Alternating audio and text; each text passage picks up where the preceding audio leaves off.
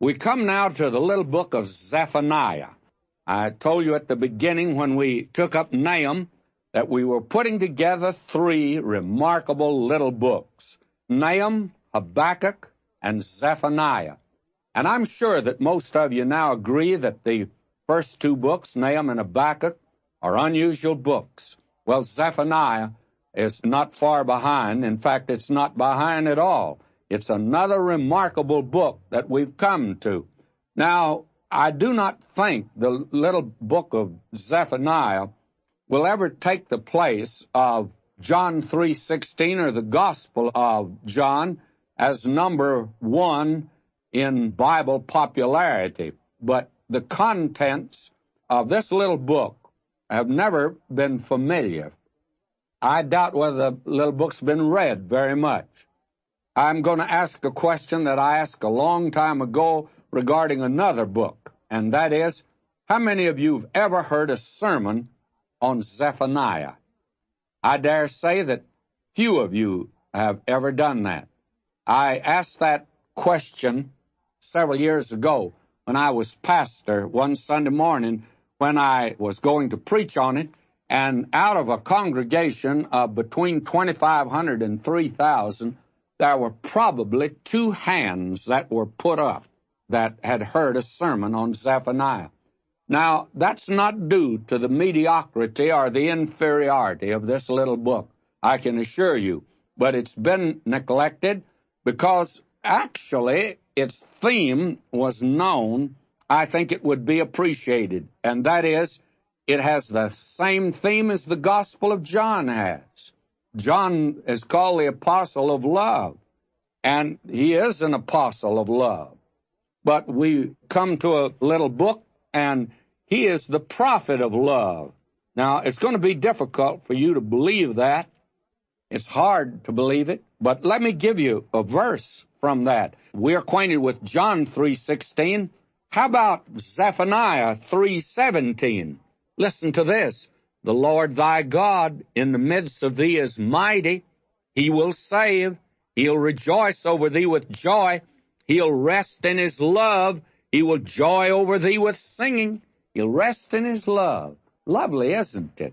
Well, may I say to you, this little book is a little different, though, than the Gospel of John. This verse I've given you is just like a small island that is sheltered in the midst of a storm-tossed sea, because much of this little book of Zephaniah seems rather harsh and cruel.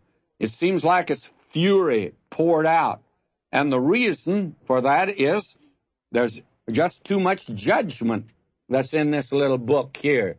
He begins chapter 3 of Zephaniah with, "Woe to her that is filthy and polluted, to the oppressing city." And starts out in that vein, and that's not very popular today. Now, how can love be the theme? It's like looking for the proverbial needle in a haystack. I think I can illustrate this by telling you a detective story, giving you a mystery story. Now, that seems a very peculiar way to begin Zephaniah. Well, let me give you a mystery story here, and it's going to help us understand this little book. Now, I want to brief you here on the very terrifying scene, by the way. And we are going to look now at the dark side of love. Now, here is my story. It was late at night in a suburban area of one of our great cities of America. A child lay restless in her bed. A man with a very severe and stern look. He stealthily entered a bedroom, and he softly approached her bed. And the moment the little girl saw him, a terrified look came over her face, and she began to scream. And her mother rushed into the room and went over to her, and the trembling child threw her arms about her.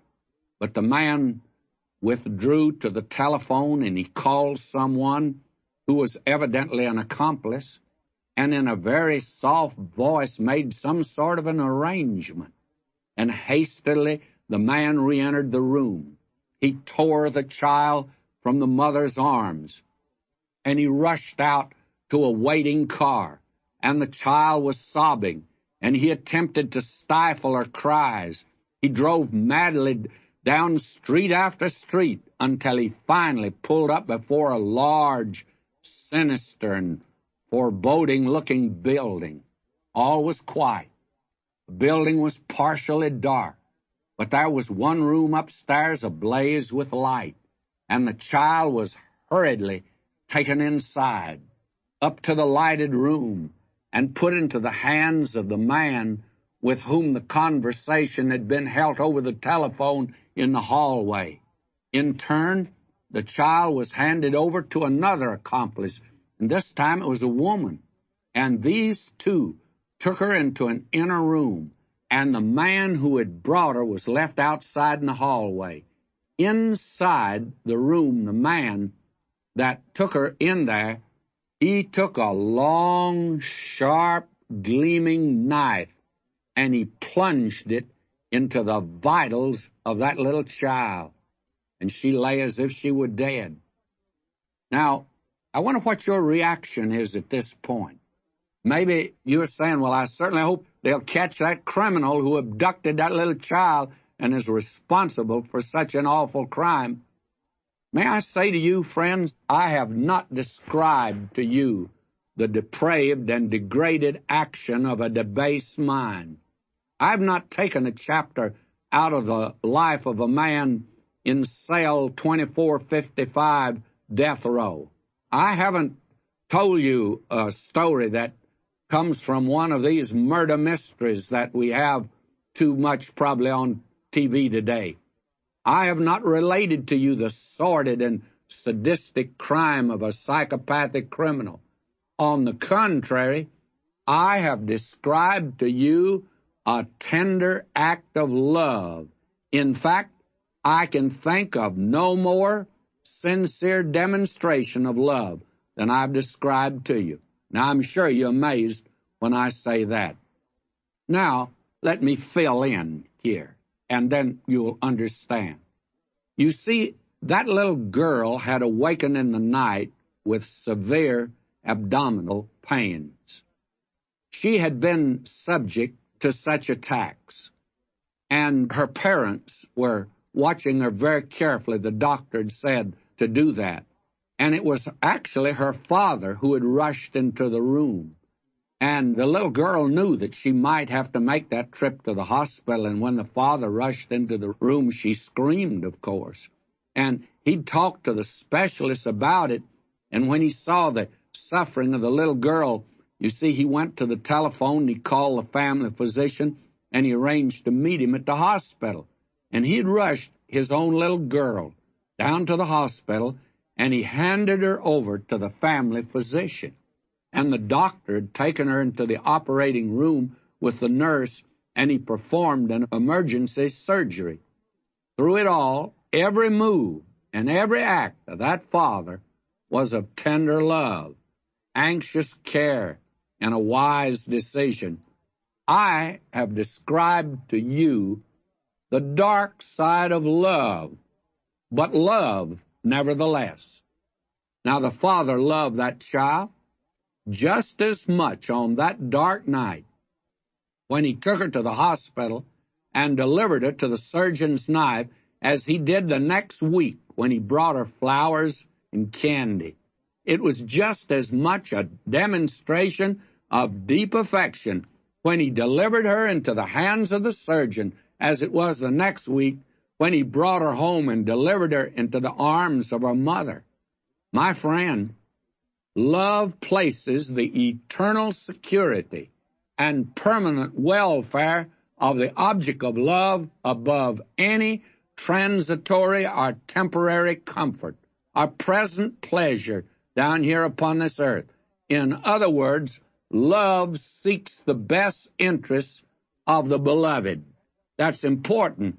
That's what this little book of Zephaniah is all about. It's the dark side of love. Now let me move on here.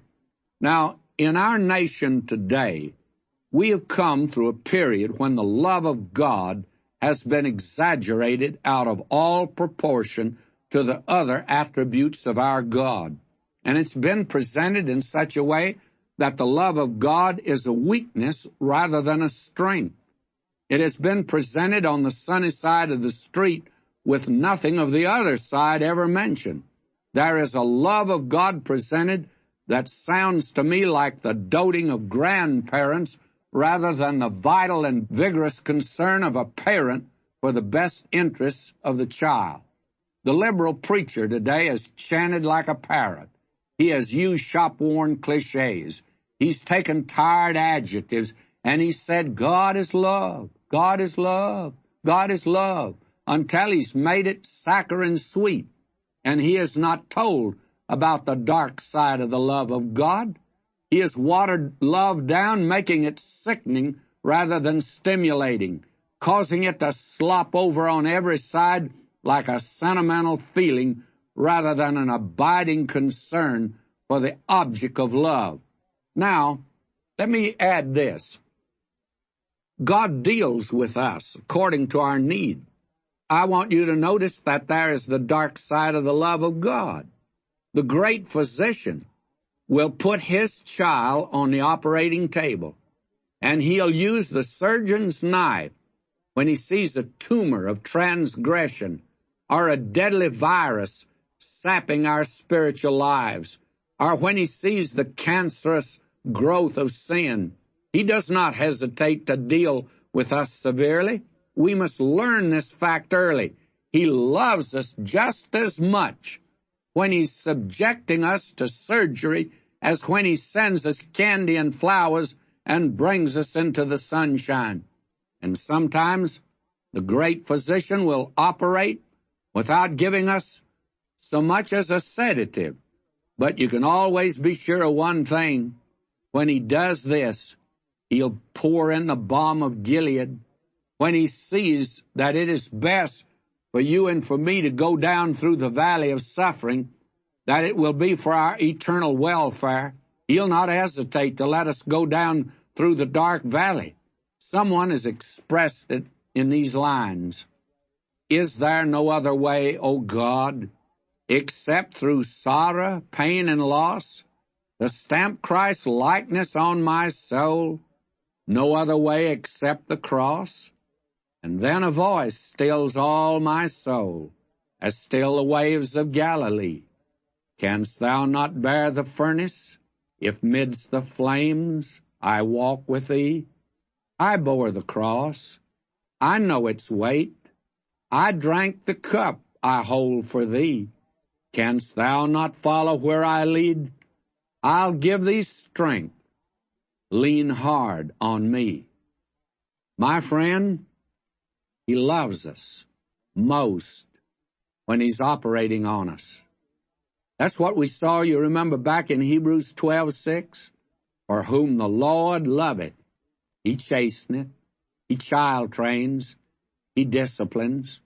And there's another figure that the Lord Jesus presented yonder in the upper room, and you will find that in the Gospel of John, the Gospel of love. John 15, verses 1 and 2. He says, I'm the genuine vine.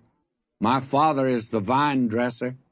Every branch in me that beareth not fruit, he taketh away. And every branch that beareth fruit, he prunes it, that it may bring forth more fruit. May I say to you, we must remember that the Father reaches into your life and mine and prunes out that which is not fruit-bearing, and it hurts. But as a Puritan divine once said years ago, the husbandman is never so close to the branch as when he's trimming it. The Father is never more close to you, my friend, than when he's reaching in and taking out of your heart and life those things that offend. It was Spurgeon who noticed a weather vane that a farmer had on his barn. It was an unusual weather vane, for on it the farmer had the words, God is love. And Mr. Spurgeon asked him, he says, do you mean by this that God's love is as changeable as the wind? The farmer shook his head. No, he said, I do not mean that God's love changes like that. I mean that whichever way the wind blows, God is love. Today it may be the soft wind from the south that he brings to blow across your life, for he loves you. And tomorrow he may let the cold blasts from the north blow over your life, and if he does, he still loves you. It has been expressed in a very wonderful poem, and I've used it before. I hesitate to use it again, but I want to bring out this point.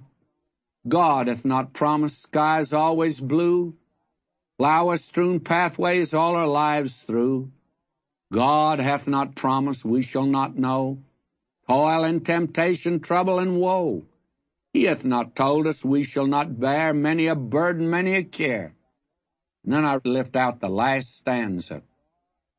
But God hath promised strength for the day, rest for the laborer, light for the way, grace for the trials, help from above, unfailing sympathy, undying love. Beloved, if you're a child of God and you're in a place of suffering, be assured and know that God loves you. Regardless of how it may appear, he loves you, and you can't ever change that. And that's what we have now in the little prophecy of Zephaniah. It sets forth the dark side of the love of God. I have a notion that very few of you, when I asked the question a moment ago, had you ever heard a sermon on Zephaniah? Very few of you, I'm sure, would have put up your hand. And since it presents the dark side of God's love, I can well understand how it would be unpopular, because it opens with rumblings of judgment, the judgment of God that's coming upon this earth. And you find that as we get into it, this little book. But I want to say something now in closing, just this one word about the writer of this little book, because it's pretty important for us to get acquainted with him and know him, because he introduces himself. You see, Zephaniah identified himself better than any of the other minor prophets. Now, we have been looking at Habakkuk. Actually, Habakkuk concealed himself in silence. We know nothing about his background, but Zephaniah went to the opposite extreme, and he told us more than's ordinary. He traced his lineage back to his great-great-grandfather, who was Hezekiah, whom we know as Hezekiah, king of Judah. In other words, he was of the royal line. So let's just get our foot in the door of the book before we get through today. I read verse 1. The word of the Lord, which came unto Zephaniah, the son of Cushi, the son of Jedaliah, the son of Amariah, the son of Hezekiah, in the days of Josiah, the son of Ammon, king of Judah. So he not only told us about himself and his lineage, but he tells us at the time that he wrote. And it was a dark day for the nation. According to the arrangement of the Hebrew Scriptures, Zephaniah was the last of the prophets before the captivity. He was contemporary with Jeremiah, and probably he could have been, I guess, with Micah, but I doubt that. His was the swan song of the Davidic kingdom, and he's credited with giving impetus to the revival during the reign of Josiah. And we're going to see in this little book sweetness and light that's ordinarily associated with love on every level, and I think rightly so, but this aspect actually does not exhaust the full import of love. Love expresses itself always for the good of the one who is loved, always. That's what real love is. Love is kind. This is the reason that it's difficult to associate love with the judgment of God. And so many people think of God as if he's a sort of a super Dr. Jekyll and Mr. Hyde. One nature of his is expressed by love, and the other nature is expressed in wrath by judgment. And these two appear to be contrary to the extent there seems to be actually two gods. Well, Zephaniah is filled with the wrath and judgment of God, but there is the undertone of the love of God. And that is the story we told you today, the dark side of love.